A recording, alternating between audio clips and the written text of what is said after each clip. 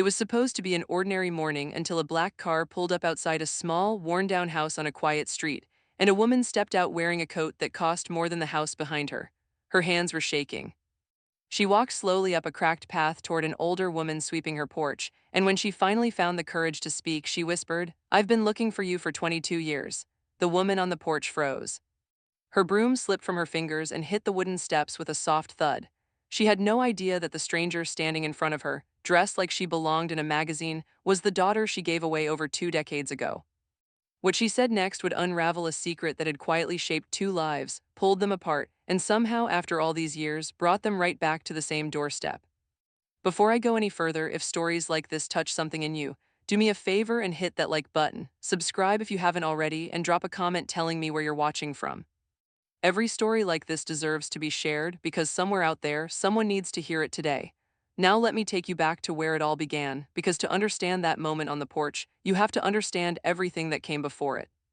I was 3 years old the last time I saw my mother's face, though back then I didn't understand that it was going to be the last time for 22 years. I don't remember much from that day, just fragments really, a yellow blanket wrapped tight around my small body. The smell of rain on concrete, a woman holding me so close I could feel her heart racing and then just as suddenly letting go. I remember crying, though I don't know if that memory is real or something I built later out of grief and imagination. What I do know is that she left me at a church shelter with a note pinned carefully to the inside of my jacket.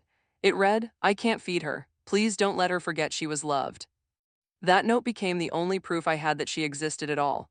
Growing up in the foster system teaches you things no child should have to learn. It teaches you not to get too attached to anything, because chairs, beds, even people can disappear overnight. I moved through more homes than I can count on both hands. Some of the families were kind in ways that stayed with me. Others made it clear I was simply a paycheck passing through their door. By the time I turned 10, I had stopped asking questions about where I came from, because every time I asked, I got a different version of the truth, and eventually I decided it was easier to believe none of it. There is a particular kind of loneliness that comes from not knowing your own beginning. Other kids had baby pictures, stories about the day they were born, family members who could tell them who they looked like. I had a torn scrap of yellow fabric and a folded note with handwriting I used to trace with my finger, late at night, wondering if my mother's hand ever shook the way mine did when I held it. By 14, I was working. Small jobs, nothing glamorous. I cleaned houses on weekends, watched other people's children after school, did whatever I could to earn a few dollars that were actually mine. I spent most evenings at the public library, not because I loved reading at first, but because it was warm, it was quiet, and nobody there asked me uncomfortable questions about my family. Somewhere between the shelves of second-hand books, I fell in love with learning almost by accident. It became the one part of my life that felt like it belonged entirely to me. I used to sit by whatever window I had access to, in whatever house I was staying in that year, and stare out into the dark, wondering if she was out there somewhere doing the same thing, wondering if she thought about me the way I thought about her. Some nights I convinced myself I hated her for leaving. Other nights, quieter nights, I just missed a woman I couldn't even really remember, and that confusion sat heavy in my chest for years. School became the one place where effort actually meant something. Grades didn't care what my last name was or how many homes I'd bounced through. They only cared about what I put into them, and for the first time in my life, I had complete control over an outcome. So I gave everything to it. I studied when other kids were out living normal teenage lives. I turned in extra work nobody asked for. I stayed after class asking questions until teachers had to gently tell me it was time to go home, except home was never really a fixed place for me. That effort paid off in ways I couldn't have imagined as a lonely kid pressing her face against a foster home window. I earned a scholarship to college, something that felt almost unreal when the acceptance letter arrived. Then came graduate school, another scholarship, another door opening that I never expected to walk through. Somewhere in a cramped dorm room, fueled by instant noodles and a second-hand laptop I'd saved up for months to buy, an idea started forming. It was small at first, barely more than a notebook full of scattered thoughts. But I kept pouring myself into it, the same way I poured myself into every test and every assignment growing up, because building something from nothing was the only skill life had ever really taught me. That idea grew slowly at first, then all at once. Late nights turned into a small team turned into a real company. By the time I turned 30, that company was worth more money than I ever thought could exist in one place, let alone belong to someone like me. Magazines started calling. Reporters wanted to sit across from me and ask what my secret was, how a girl with no family, no connections, and no safety net had managed to build something so big. People loved calling me self-made. They loved the story of a woman who rose from nothing.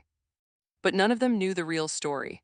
None of them knew that every single night, no matter how many zeros sat in my bank account, I still thought about a woman holding a yellow blanket at a bus stop in the rain. Success didn't fill the hole I expected it to fill. If anything, all that quiet, all that comfort, made the emptiness louder than it had ever been when I was scraping by. I had built an empire out of determination, but I still felt like a little girl standing outside a window, waiting for someone to come back. So one evening, sitting alone in an office bigger than any house I had ever lived in as a child, surrounded by glass walls and a view of a city that somehow still felt cold, I made a decision that had nothing to do with business. I decided I was finally going to find her. I hired investigators, real ones, the kind who specialize in cases exactly like mine. For the first 2 years, we found almost nothing. No matching records, no trail that led anywhere solid. It felt like she had simply vanished the moment she walked away from that shelter. There were nights I sat alone in my car outside my own home, too emotionally exhausted to walk through the front door, wondering if I was chasing something that never really existed, or worse, chasing someone who never wanted to be found. But something kept pulling me back to the search every single time I thought about giving up. Maybe it was that note I still carried in my wallet. Maybe it was hope refusing to let go, even after all those years of disappointment. Maybe it was simply the little girl inside me who needed to understand why, more than she needed anything else in the world. In the fourth year of searching, we finally caught a real lead. An old church donation record, tied to a shelter from over 2 decades ago, connected to a note about a baby girl left behind on a rainy night. My hands were shaking so badly when that file landed on my desk that I had to set it down twice before I could actually read it all the way through. It took almost another full year after that to track down exactly where she was living. She had moved 11 times over the years, changed her last name once, worked quiet jobs in quiet towns, never leaving much of a trace behind her. She wasn't hiding from the world, not really. Looking back now, I think she was hiding from herself. The address eventually led me to a small town, hours away from the city I called home. A quiet residential street lined with modest houses, nothing that stood out, nothing that hinted at the weight of what I was about to walk into. I sat in that car outside her home for almost 20 minutes before I found the courage to open the door. My heart pounded harder in that moment than it had on the day I signed my very first major business deal, harder than any negotiation, any stage, any interview I had ever walked into. I saw her before she noticed me. An older woman out on her porch, sweeping slowly, humming something soft under her breath, completely unaware that her entire world was about to shift. Her hair had gone gray. Her hands looked tired in a way that comes from decades of hard work, not just age. But her eyes, the moment she finally looked up and met mine, I knew instantly. 22 years apart, and I still recognized those eyes like I had seen them just yesterday. I walked toward her slowly, every step heavier than the last. She looked confused at first, probably assuming I was lost or selling something or simply in the wrong neighborhood entirely. I opened my mouth to speak, and for a moment nothing came out. 22 years of unanswered questions, 22 years of quiet grief, 22 years of missing someone I could barely remember sat right there in my throat, refusing to move. Finally, I found the words. "I've been looking for you for 22 years. She went completely still. The broom slipped from her hands and clattered against the porch steps. "I don't understand," she whispered, her voice trembling. "Who are you?" I reached into my bag and pulled out the one thing I had carried with me my entire life, through every foster home, every school, every business meeting.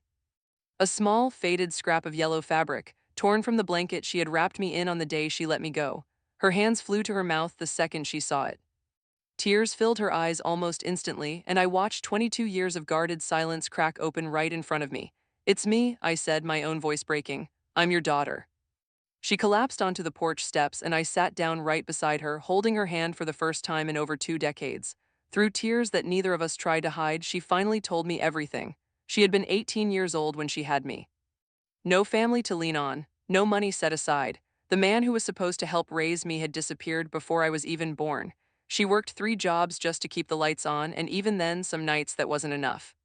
She told me that the night she left me at that shelter was the hardest decision she had ever made in her entire life. She said she stood outside the building for almost an hour afterward, watching through the window, unable to walk away completely, and equally unable to walk back inside and take me home, because deep down she knew she couldn't give me the life I deserved. I told myself it wasn't forever, she said quietly, staring at her hands. I told myself I would come back for you the moment I got on my feet, but 1 year turned into 5, 5 turned into 10. And somewhere along the way, the shame got so heavy, I convinced myself you were better off believing I was gone completely, rather than knowing I had simply given up. She never married after that, never had other children. Part of her, she admitted, had stayed frozen at that bus stop the entire time, waiting for a version of herself brave enough to go back and undo what she had done. Sitting there on those porch steps, I finally understood something that 22 years of anger had kept hidden from me.